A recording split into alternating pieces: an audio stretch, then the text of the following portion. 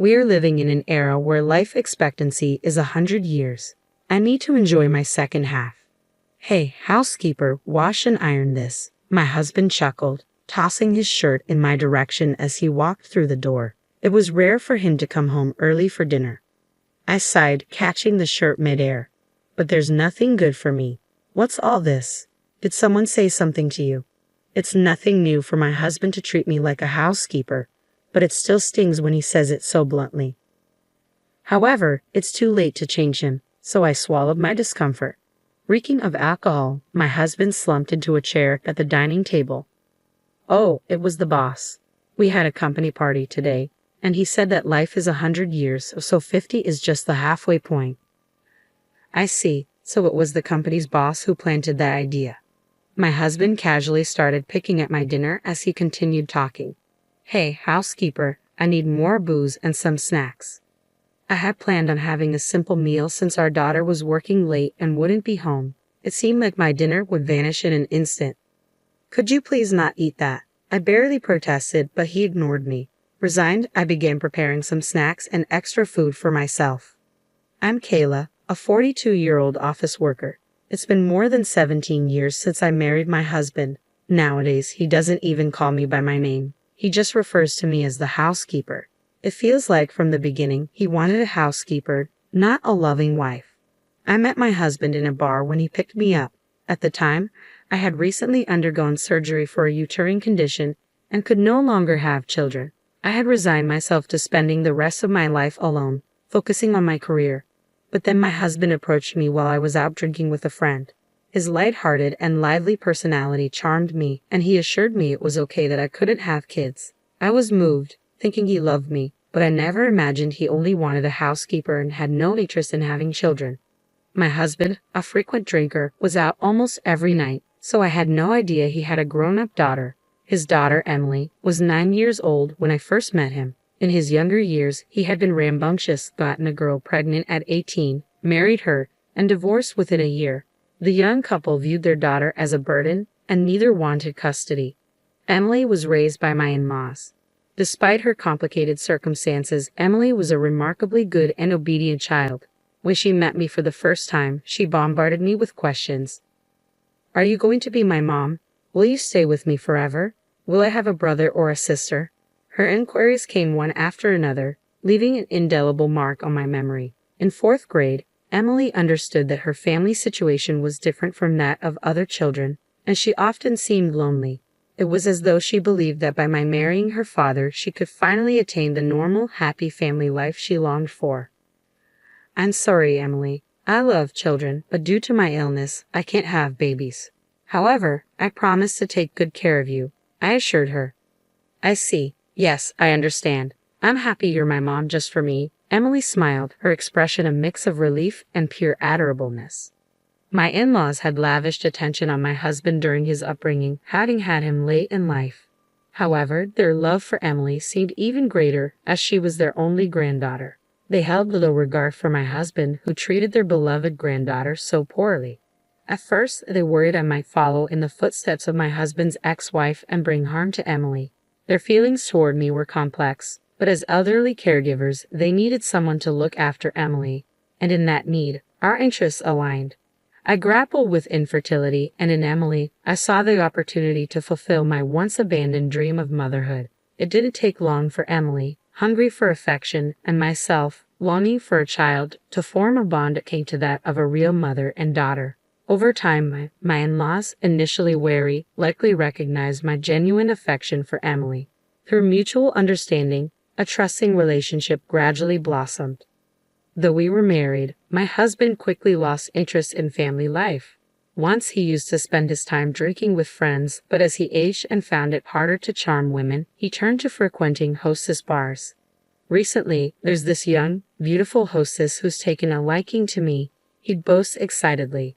Yet it was he who was infatuated with these young women. I grew increasingly repulsed by my husband, and my love for him dwindled rapidly. Still, I chose not to divorce him because of Emily. Life with her was filled with sweetness and happiness, and for her sake, I endured my husband's late-night returns, reeking of alcohol and hurling abuse at me. He never bothered to participate in any of Emily's school activities, so outsiders likely assumed we were a single mother and daughter.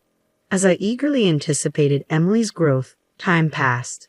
Just the other day, Emily approached me and said, "Mom, there's someone I want you to meet."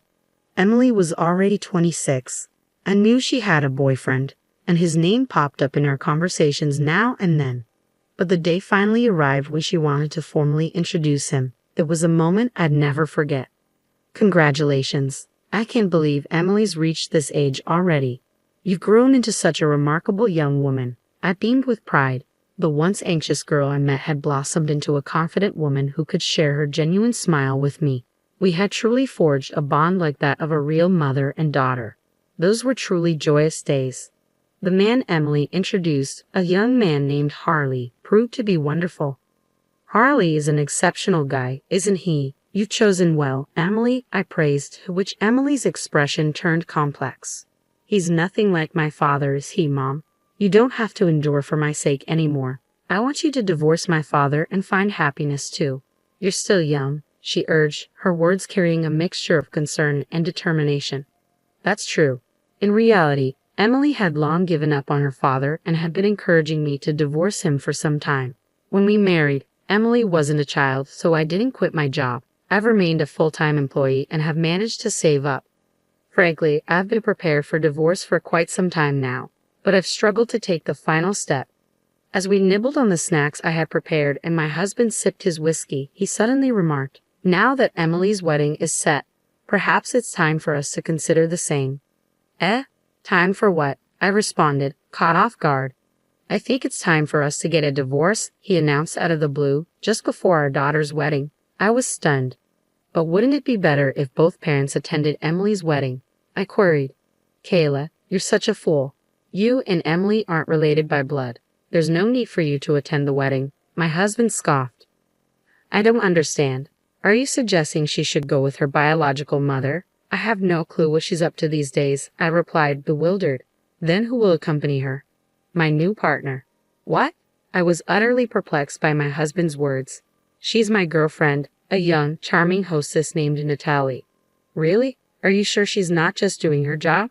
"That's what they do with regular customers," I retorted, skepticism lacing my words. "But Natalie is genuinely interested in me. She always says, 'If only you weren't married.' So, I'm planning to propose to her on her birthday next month. Life is a long game, and I've still got more than half of it left. There's plenty of time to enjoy it. Emily would be happier with a young, charming woman like Natalie as her mother, rather than a plain woman like you. And I prefer having a beautiful woman by my side. So, you're no longer necessary. It's time for a divorce. You've done your duties as a housekeeper well, even though you're not even related to our daughter," he declared callously. This man was an utter fool. The shock of his casual divorce announcement paled in comparison to the disgust I felt at his stupidity. Don't be foolish enough to fall for a hostess's sales pitch, and a wedding isn't about flaunting a beautiful woman. What's the significance if the mother who raised the bride isn't present? It doesn't matter if we're not related by blood. You were always just a substitute housekeeper. Don't bother requesting alimony or property division, he spat out coldly. "I don't have any money. I'm aware you've been treating me like a mere housekeeper. I've run out of patience with you. Let's get a divorce. It's time to sever ties with this sorry excuse for a man. I need to begin a new chapter in my life. There's no room for feeling troubled," I declared firmly, finally comprehending my husband's idiocy and feeling appalled by it simultaneously. "Very well, it's settled. I'm not heartless. You can remain here until Natalie moves in, on the condition that you continue to handle the household chores," he conceded. "Fine," I replied tersely. And just like that, our divorce was decided. The following day, I made my way to City Hall to obtain the divorce papers. In the evening, as my husband and I sat down to fill out the paperwork, our daughter returned home from work. When we broke the news of the divorce to her, she appeared perplexed. Her expression seemed torn between feeling relieved for me and pretending to be saddened. "What about my wedding? It would be awkward if both of you were there." "It's okay if only Mom attends, right?" Emily casually remarked, her words stinging, though my husband, oblivious to the hurt, assumed his presence was expected. "Don't fret, Emily. I'll bring the young and charming wife with me," he responded, oblivious to the hurt he caused. Emily discovered her dad's absurd declaration. What? Another wife besides Mom? Dad, have you been unfaithful? I didn't realize, but I guess I assumed no woman would be interested in you. Emily confronted her father sharply. It's not infidelity. Natalie is my main partner. Your mom was always just a maid. I never married her out of love, he retorted callously. That's terrible. I've said it before, but aren't you ashamed to reduce Mom to just a maid? Emily rebuked him. Enough. Why do you keep calling her Mom? She and I are divorced. She's a stranger to you now, he snapped back. What? My daughter was momentarily stunned. Her face flushed bright red as she exclaimed in a fluster, Wait, Dad, don't you remember? What are you talking about? What am I supposed to remember? Mom legally adopted me when you two got married. I was thrilled about it, and I remember it vividly. She's not a stranger to me, Emily explained urgently. My husband seemed puzzled by our daughter's revelation. Adoption? What does that mean? I can't believe it. You've completely forgotten. When you and I got married, I legally adopted Emily as my own daughter. Even without a biological connection, the law recognizes an adopted child as yours, I clarified, dismayed by his ignorance. Even after my explanation, my husband remained clueless. So, that's something that automatically ends when we divorce, right? No, it doesn't. The adoption is a separate legal matter from the divorce. It doesn't terminate unless it's legally revoked, and I have no intention of severing my parental ties with Emily, I clarified firmly. That's correct. I have no plans to sever my relationship with Mom either, Emily affirmed. What? You two must be joking. Nullify that troublesome thing, my husband demanded, clearly frustrated. No matter how much you fuss, it's determined by law. I was considering taking Emily in and raising her if it came to that, I stated firmly to my husband. Emily, aware that even if I divorced him, there was still a way for her to remain with me, encouraged me to pursue divorce for my own happiness. The following day, I submitted the divorce papers, and the divorce was finalized. Yet I still found myself residing in the house that held over 17 years of memories. There was much to sort out. Upon contacting both my parents and my husband's parents, they all supported my decision for divorce. However, my husband's parents emphasized the importance of securing alimony and dividing the property. They also advised selling the house to generate some income. Despite being their own son, they seemed exasperated by his treatment of their granddaughter and me. The following day, during dinner, my husband dropped a bombshell. Hey, I've decided to remarry you, he announced out of the blue. Emily and I exchanged wide-eyed glances. What? I exclaimed, completely taken aback by his sudden declaration. There was no sign of that young and charming Natalie at the bar today, my husband explained curtly. Emily and I exchanged puzzled looks, awaiting further clarification. Turns out, she quit her job and disappeared. My husband continued to repeat variations of the same explanation, but Emily and I began to piece together the situation. It seemed that my husband's belief that he was adored by a young woman was nothing more than a figment of his ego. Emily was the first to burst into laughter, and soon, I couldn't help but join in. Dad, Emily was laughing so hard that tears streamed down her face. Well, is that so? I couldn't help but smile, at a loss for words. Though I had no idea who Natalie was, seeing my husband looking downcast was strangely satisfying. It's no surprise a young girl isn't seriously into a middle-aged guy like you. She probably never even considered you in the first place, Emily chortled, her laughter infectious. Emily's laughter seemed to enrage my husband. Emily, how dare you speak to your father like that? Natalie was going to become your mother. I already have a mother, and I don't need a father, Emily retorted, her laughter fading into a smirk. My daughter didn't back down either, and I struggled to stifle my laughter. What a disgraceful child. Kayla, it's your fault for raising her like this. My husband lashed out, aiming his misplaced anger at me. Mom's not to blame, Emily shot back, swiftly coming to my defense. I couldn't help but smirk at her boldness.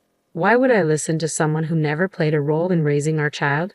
And when things go wrong, you blame me. You've always treated me like your housekeeper. There's no way I'm remarrying someone like you. I made my stance clear to my oblivious husband, but he remained adamant. But you never said anything until I brought up divorce, did you? You never had any complaints. No, all I have for you were complaints. But for Emily's sake, and because it seemed too troublesome, I didn't pursue divorce, I admitted. Initially, it was because Emily longed for a family with both parents. But after Emily gave up on having a father in her life, I somehow became accustomed to your emotional abuse. Finally, I realized I had to end this toxic relationship.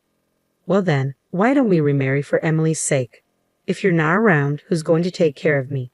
My husband suggested, attempting to sway me. Dad, I can't believe you. Who would want to marry someone who says that? Emily interjected, her disbelief evident. Ignoring Emily's protests, my husband persisted. Think about it, Kayla. Emily's building a new family. There's no point in us remarrying if Emily is not there, I countered firmly. Aren't you worried about being alone in your old age? If we're married, you'll at least inherit some of my wealth, he argued. I couldn't help but snort at his statement. Wealth? You don't have any savings, do you? I knew all too well that my husband, who spends most of his income recklessly, had no savings to speak of. Even if I don't, my parents do, don't they? They even have their own house, he retorted defensively. As expected, my husband was banking on inheriting from his parents, but he was being overly optimistic.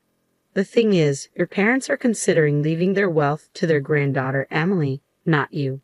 They've even been consulting with a tax attorney about it, so I doubt much of the inheritance will come your way. Actually, I was the one who connected them with that tax attorney. I understand my in-laws' intentions quite well. What? My husband's expression suddenly fell. Kayla, you used to love me, didn't you? You won't leave me, will you? I couldn't help but chuckle at my husband's feeble plea. This man truly had a knack for foolishness. Why shouldn't I leave the man who cast me aside, deeming me unnecessary? I don't harbor love for someone who reduces me to a mere housekeeper. Oh, and by the way, your mother advised me to ensure you face the consequences. I'll be hiring a lawyer to pursue alimony and damages. I possess ample evidence of your emotional abuse, so I'm confident I'll prevail. You can settle the debt with the proceeds from selling the house. My husband fell into silence at my words. Dad, if you insist on demeaning Mom as a housekeeper, then you should provide her with proper compensation, divide your assets, and then remove yourself from our lives, Emily added sternly. At Emily's cutting words, my husband seemed momentarily poised to respond, but ultimately hung his head in silence. It was a fitting outcome for a man who had lived selfishly and was now rejected not only by me but also by his own parents and daughter. Listen, you're embarking on the next chapter of your life, aren't you? Let's truly bid farewell this time. Following through with our plans, I sold our former home, divided the proceeds, received a substantial sum for alimony, and began living independently near my daughter's residence. Although Emily had kindly invited me to live with her, I declined, not wanting to intrude on her newlywed bliss and preferring to relish my own peace and solitude. Thanks to his father's connections, my husband found himself living and working on a construction site somewhere. As for his current whereabouts, I have no clue. The catalyst for our divorce, my daughter's wedding, saw me and my in-laws in attendance, but notably absent was my husband. When I received a heartfelt letter from the bride expressing gratitude, saying, "Thank you for raising me like a real mom," tears of joy streamed down my face. I felt a sense of relief knowing I had successfully seen my daughter off into married life. Finally, genuine happiness was within reach, and each day held the promise of true enjoyment.